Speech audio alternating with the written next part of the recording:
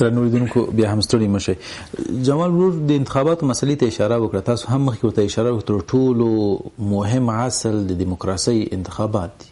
زموږ انتخابات هغه ډول دي او هغه ډول و چې نن موږ شاهدان یاستو د نتیجې.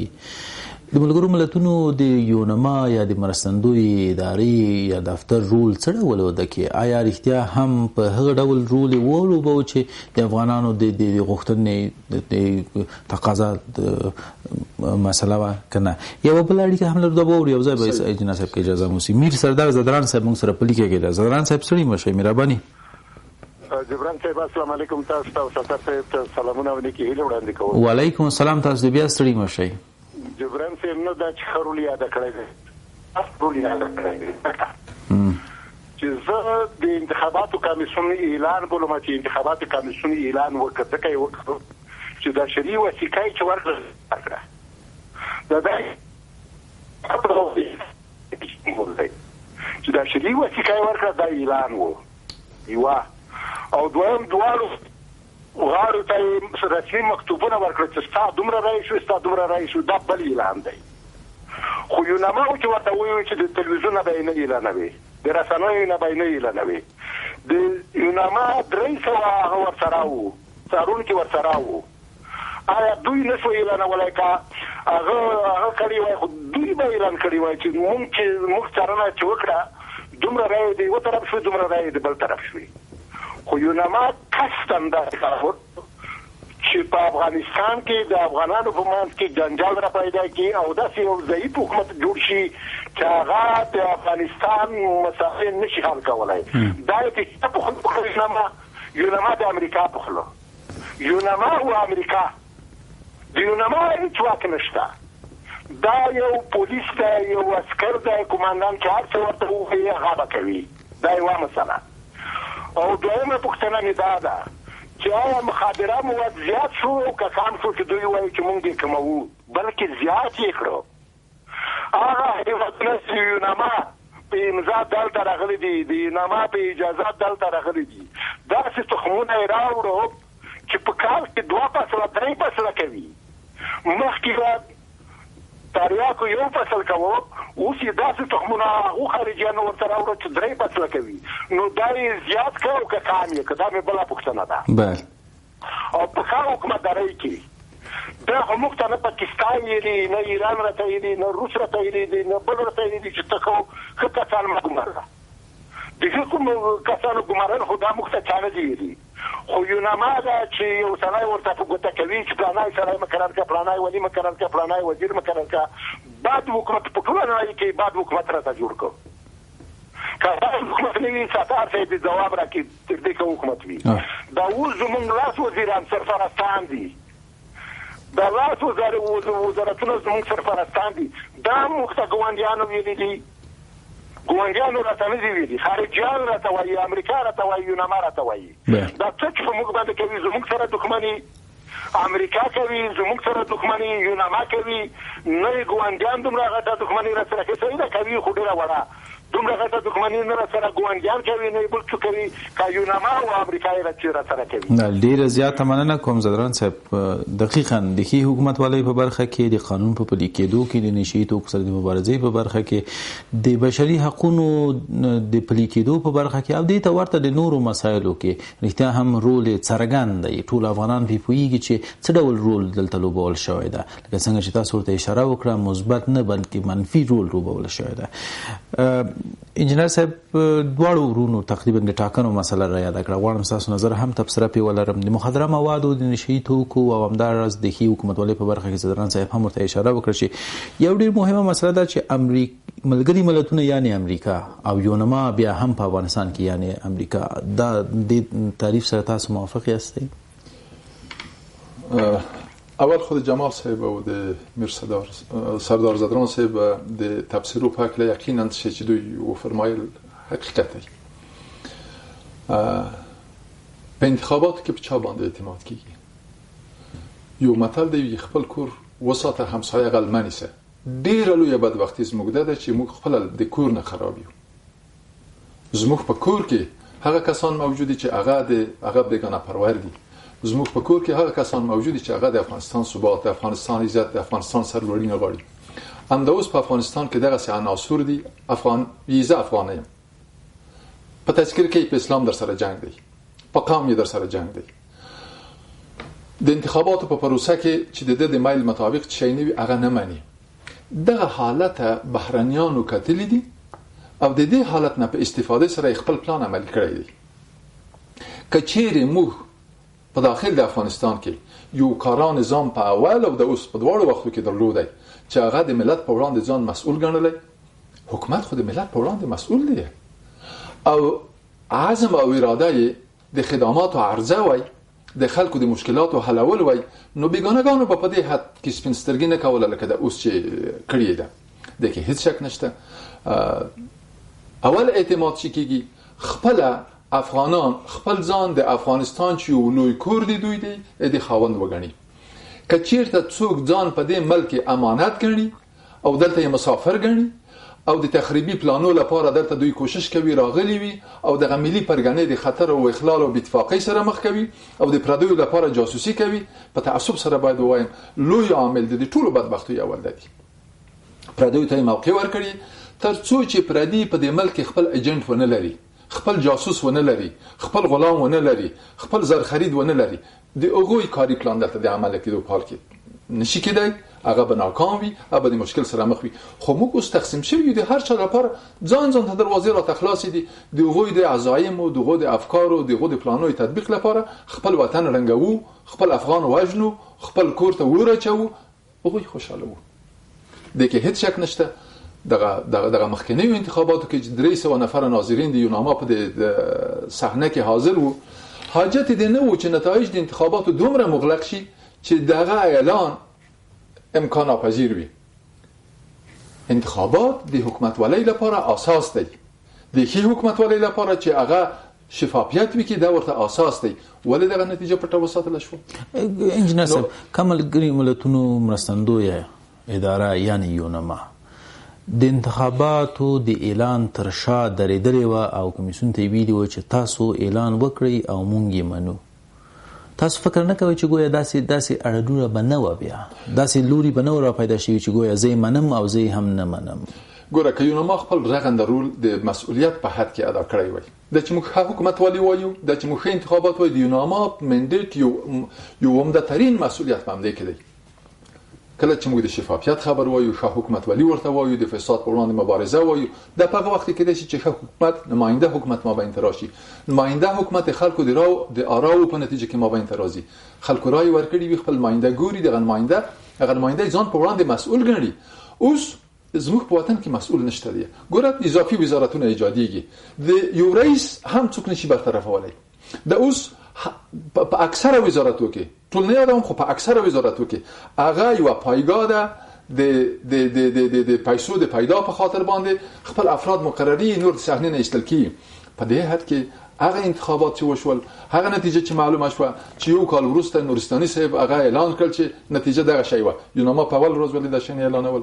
که مصلحت په دې کې وي چې نتیجه د انتخاباتو پټه وساته او ملت ته غلط تصویر ورکړه، دا د ملت تبعی امغه اساس دی. نن چې موږ جوړ نه یو، موږ ته پردي د مداخله په حال کې دي، مختلف ګروپونه داخليږي. د اوس ته د وضع د افغانستان وګردن د کوم ځای کې دی؟ دا د مسؤل سره معلوم نه دی. د په اداري تشکیلاتو کې، په نظامی تشکیلاتو کې، په امنیتي تشکیلاتو کې یو څوک یو چاته یوې ادارې ته مسؤل نه دی. هر څړي خپل کس مقرر کړی دی، هغه په خپل کې سره اختلاف لري. د اوس ته خدای د حکومتولي کې دی شي چې وزیر دی یو څوک وي، موینه د بل چاوي، رئیس د بل چاوي، دغه غیر متجانس ترکیب د څنګه کې د شي په واحده استراتیژي، په واحده پالیسي، په واحد نظر د خلکو کارونه په مخ بوزي، نظم راولي، حکومت پیاوړی کا. یو د مهم او د وظایف د انتخاباتو د چې هغه کارا خلک صحنه ته راولي، حکومت پیاوړی کا، مسلکی خلک، کارفهم خلک، با تجربه خلک استخدام کا. حکومت امتیاز ورکړه د غنامندۍ، ولی برخلاف په اوسنی حالت کې خلک د حکومت نه امتیاز اخلي. حکومت نه امتیاز شي د اغلا یو څه چې د کوم بخش او باب او فصل د لپاره تخصیص شوی دي په خاطر نه مصرفوي، شخصي کارو کې مصرفوي، خپل ملګری ټاکي، ملګریو نه کمیشن اخلي. د اوسنی حالت کوم دلته په چا پورې تور لګو گاز و میدان هر صحنه ته چې داخلي د اوسنۍ حالت قابل د تایید دی. امنیت کوم حالت لار، اقتصادي رشد په کوم حالت کې دی، بیکاری دی په کوم حالت کې ده. اوس فقط لوټه کېږده او پښه پې کېږده او خیز وکړه د 2 ثانیې نه وروسته وبکي. زدران صاحب اشاره وکړه چې ملګري ملتونه یعنی امریکا او یا هم دغه یونما په افغانستان کې یعنی امریکا دې تعریف سره تاسو موافق یاستئ کنه او نه اختیار هم یونما دلته خپلواک او بی‌طرفه ده؟ که خپلواک او بی‌طرفه و نو امریکا غوښتل چې ټاکنې دغه ډول مونږ یو نتیجه ولرو لکه اوس چې مونږ شاهدان یاستو د ملي یووالي د حکومت یونما ولې خپل غږ ګوره یونما یا هر اداره بل چې تاسو ګورئ چې په نړیواله کچه باندې کار کوي هغه مستقله نه ده، هغه آزاد نه ده، هغه تړلې ده او په هغه چا پورې ډېره تړلې ده چې هغوی ډېر امکانات ورکوي. تاسو هغه احصایه یا هغه مقدار پیسې چې مثلا امریکای ملل متحد ورکوي هغه په اساس باندې قضاوت کړی شي. هر څوک چې چاته ډېرې پیسې ورکوي هغه ډېر متحد دی، ډېر څه ورنغاړي. د کې شک نشته دی چې دا هغه برنامه و، د یو استراتیژیکه برنامه و. نتایج د انتخاباتو پټ وساتل او د مصلحت په نامه جان کیری راغی. جان کیری د یو ائتلافي حکومت د لپاره متاسفانه نه د ملي یووالي حکومت نه دی، زه اوس هم وایم د موږ د بحران سره مخ کو، د مشکلات سره مخ کړیو. د ائتلافي حکومت جوړولو لپاره هغه څه وکړل لکه کوم چې تاسو ولیدل او د نتایج دي. دغه حکومت تر اوسه په اختلاف کړي. د اوس 2.5 کال تیر شوی لکه کوم وخت پاتې د نور انتخاباتو لپاره بیا مبارزه شروع شوې دي، دفاتر نیول شوې دي، خلک استخدام شوي دي. نو تو خدای په دغه حالت کې د کوم چې په افغانستان باندې په افغانانو باندې تحمیل شو د دوزخ نه کم دی. په خپل وطن کې موږ په ور کې سوځو، د مصیبتونو سره مخ یو. موږ والله که تر اوسه پورې د خپل دوست دښمن تعریف په سمه توګه کولای شو نه پوهیږو. په دغه دفتر کې دښمن راته ناست دی، شاته خو د افغانستان بیرغ دی او موږ فکر کوو چې دا یو حکومتي اداره ده، په دې کې نماینده د حکومت موجود دی مګر هغه نه دی بل څوک دی، بل څه لپاره کار کوي. دغه حالت د دغه مشکل سره مخ کړی دی. نو په دې اساس باندې موږ ویل شو چې اصلا د هغه انتخاباتو نتایج یونما پټ وساتل د جان کیری د ماموریت لپاره یو اساس وو، ترڅو چې هغه راشي د خپل فکر مطابق هغه څه وکړي چې موږ نتایج وینو. دا نه مصلحت وو، دا نه د ملک په خیر او په ګټه باندې وو. د اوس خلک ملت دې ته حاضر دی یو یعنی هر څوک چې یو سر دی یو څوک دی راشي چې حد اقل د ملت په وړاندې مسؤل وي. خلک پوښتنه ورنه وکړه.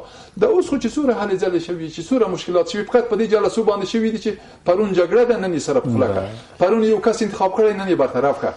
په دې منفي جهاتو کې ټول کار شوی دی.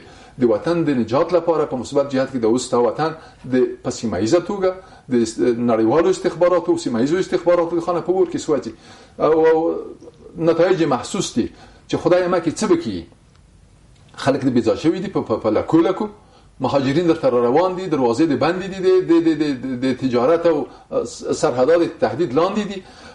هغه څوک چې ستا په بهر کې دي د غرب نام درته د پورت کې په تیارو کې راوړي په دې امید باندې چې دلته راځي کاریابي ورته کوي او د همسایه ملکونه هم په څنګ دي کې چې تا مهاجر خپل وطن ته رالیږي بل ګروپ ته تجهیزي نظامی لحاظ باندې د اوس جګړه په افغانستان کې په مختلفو محاذو کې پردي جګړې دي، پردي ټوپک دي، پردي تجهیزات دي، پردي خلک دي، حتی د دوی د ملیشو په حد کې.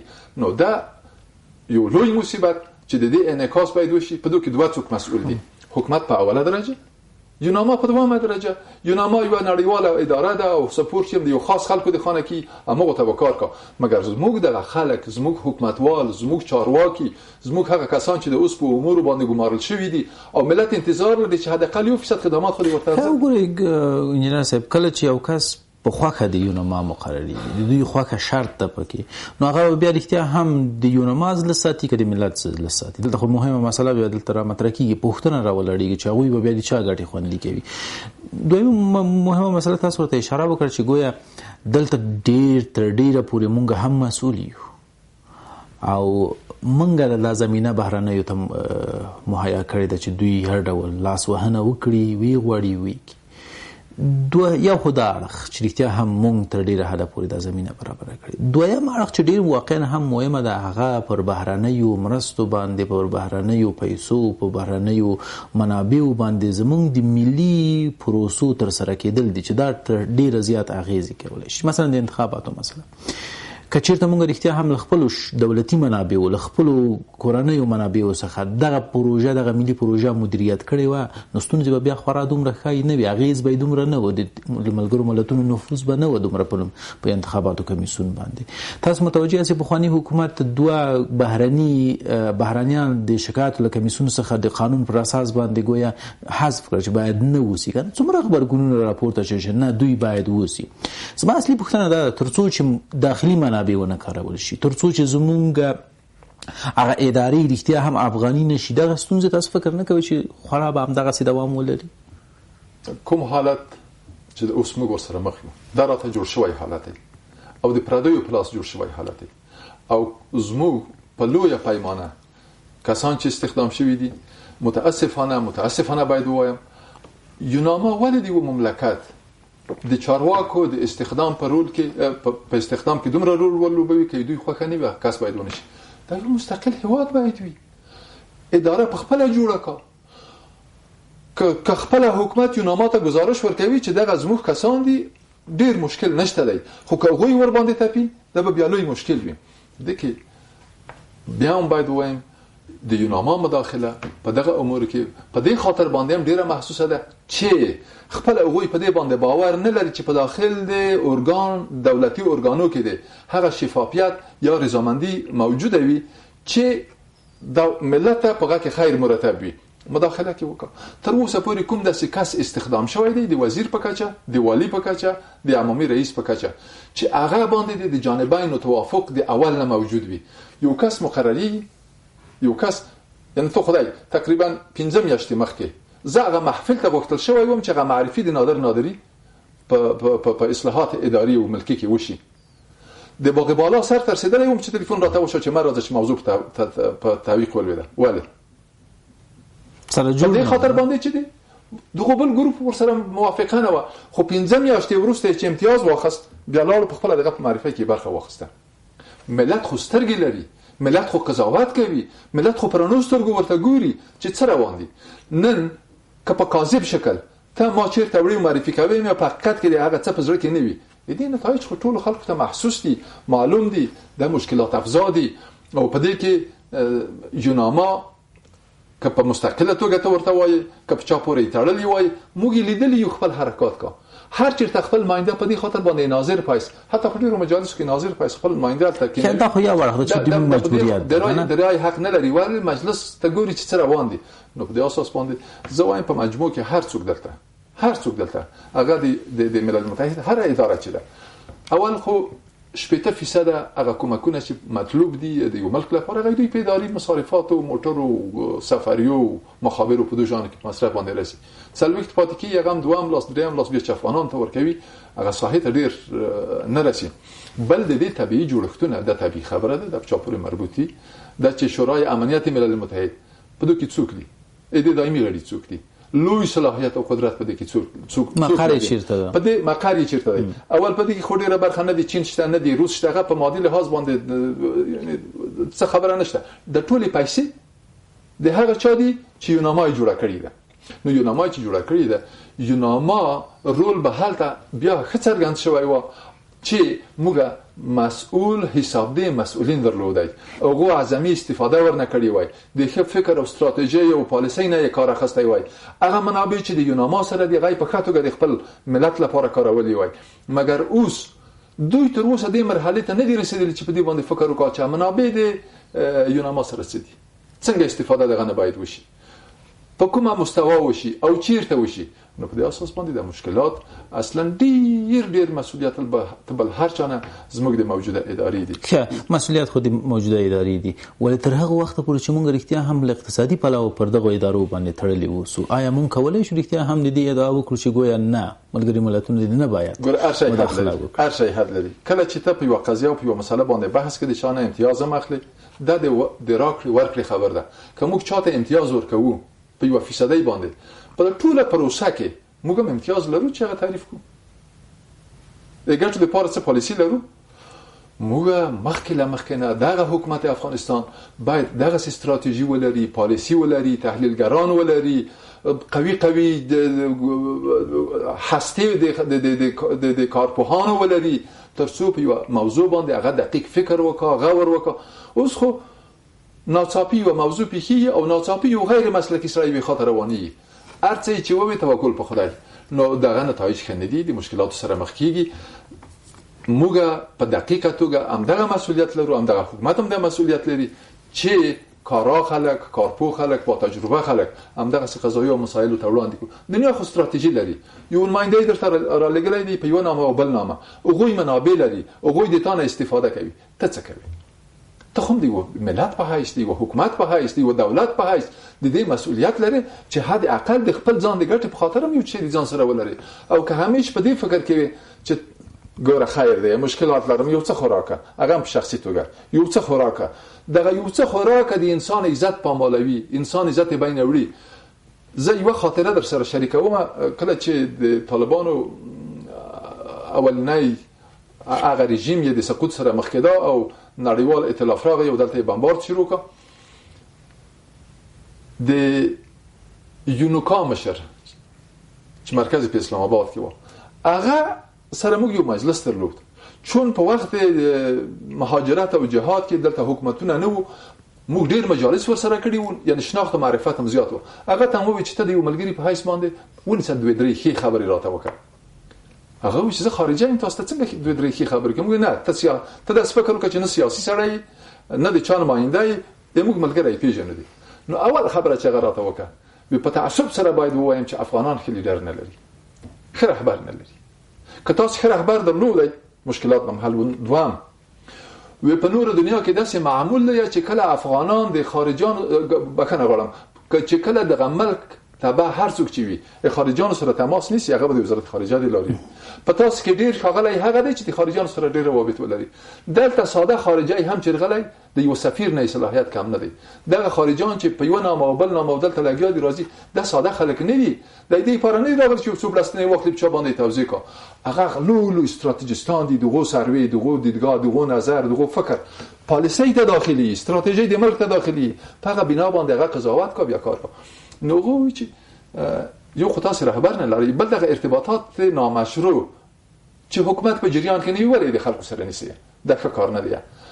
او بل حتی دا خبرې مو کړله چې موږ سرمایه گذاری په ځنو داسې خلکو باندې کړی ده چې هغه پوهیږي چې په دې وطن کې چندان حیثیت نه لري، مګر موږ د خپل منافع په خاطر ولې خپل عسكر په تلفاتو کې ورکم، پرېږدي چې وای سره برباد شي، پیسې ورکم. دا ګوره یو درس دی. هغوی موږ درکړی یو چې موږ رهبر نه لرو، هغوی موږ درکړی یو چې موږ د خلکو سره په روابطو کې په جاسوسۍ کې ډېر تکړه یو، هغوی موږ درکړی یو چې موږ ښه استخدامېدای شو، ډېر کم مزده عسکر یو، که لږ پیسې هم راکړه لوی کار ورته کوو. راشئ اول د خپل حکومت متوجه کو، د خپل خلک متوجه کو.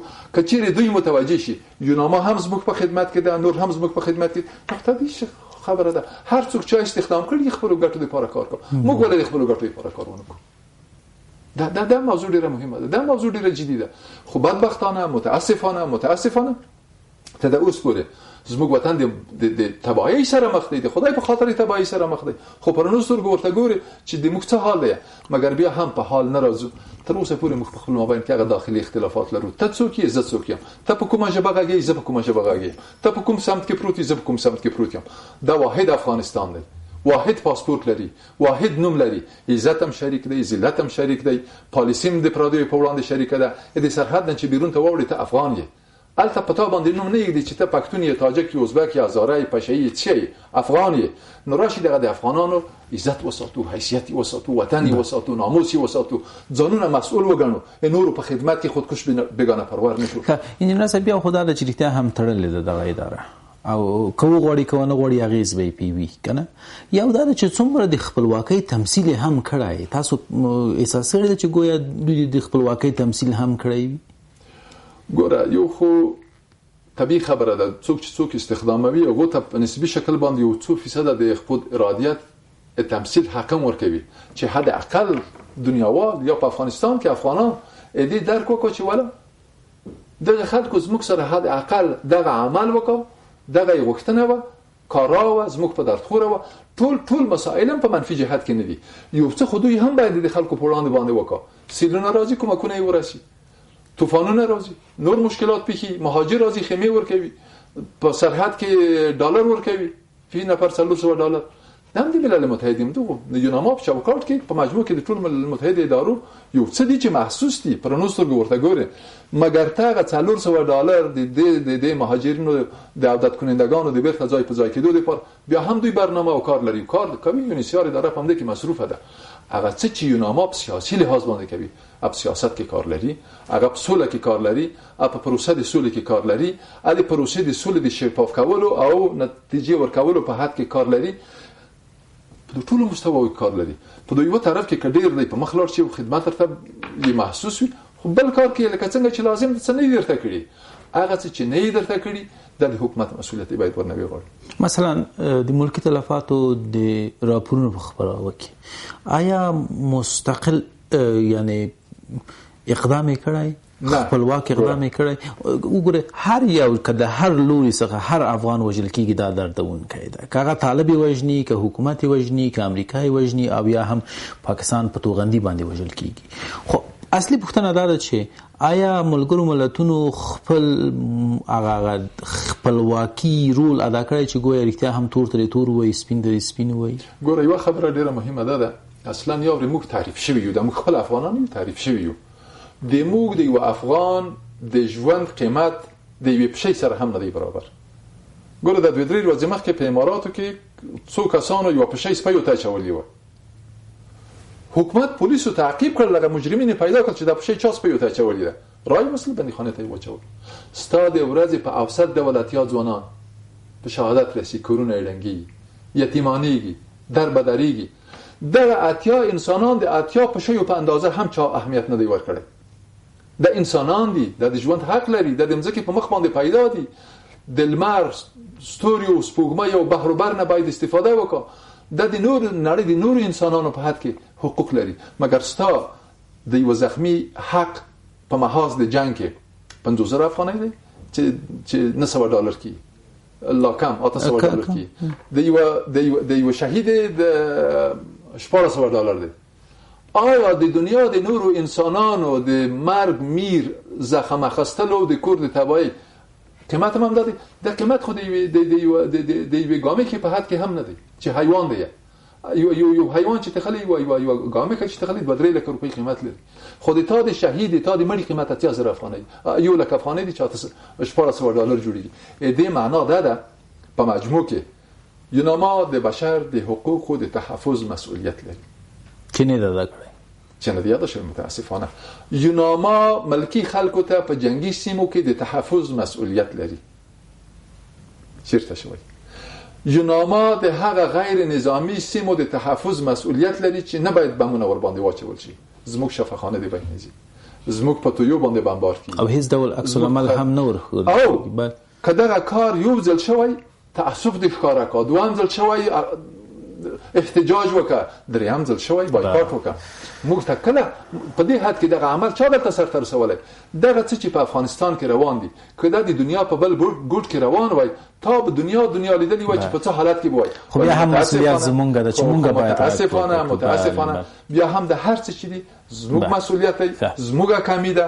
نه موږ په خپل مسؤلیت پوهیږو، نه د بل په مسؤلیت پوهیږو. ډیره زیاته مننه کوم انجنیر صاحب. په دې اساس اخرنۍ حرف مې ده د حکومتي چارواکو نه، د مسؤلین نه چې په فسادو کې مسؤل دي، د خدای په خاطر خواهش کوو چې په دې مظلوم ملت رحم وکړه، نور د نه تجارت ور باندې کا او نه دې گمراه کوي، نه دې غلط راځي. ډیره زیاته مننه کوم. په عامه اصطلاح باندې وایي کيو کو ته بل تني سي څلور کو ته خپل ځان ته راځي. بالکل موږ ملامت رښتیا هم چې ملامت یو، لدغه حالت څخه مو استفاده نه ده کړې، وضعیت مو په خپل ګډي باندې نه دی تعریف کړی او ګټه مو ترې نه ده پورته کړې. دقیقاً تر بیا هم په لاس فارم خاله او سوکاله اوسئ.